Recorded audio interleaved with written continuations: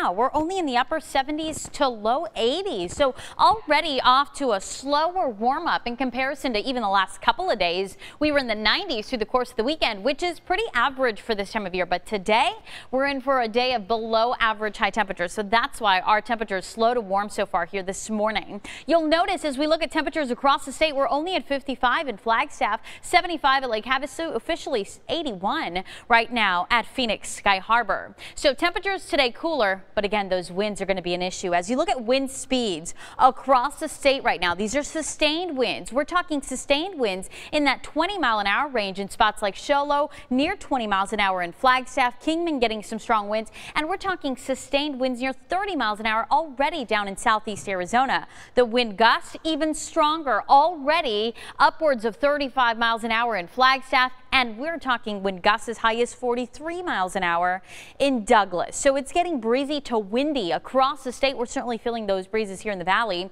Going into this afternoon, it's going to stay breezy to windy. Here in the valley, we're talking gusts peaking near 25 miles an hour, but sustained winds will be out of the west-southwest this afternoon between about 10 and 20 miles an hour. Northeast Arizona, though, and southeast Arizona, that's really where we're going to feel the stronger winds. Also along that eastern corridor, we're talking gusts as high as 40 to even 45 miles an hour. So we are under a wind advisory starting at noon all the way through 7 this evening for this area shaded in the tan. That includes Flagstaff, the eastern rim, into the White Mountains, up into Page, also Window Rock, as that's the area where the winds will be the strongest. Strong crosswinds, certainly a possibility if you're traveling along the 40. So keep that in mind, especially those high profile vehicles could be a little hazardous there. But we also have to talk about the fire threat. So as I fast forward through this evening on Futurecast, you'll notice that the fire threat is high in southeast and eastern Arizona through the day today because of the strong winds and the very dry conditions. And so as a result, not only are we seeing wind advisories posted for our state, but we're also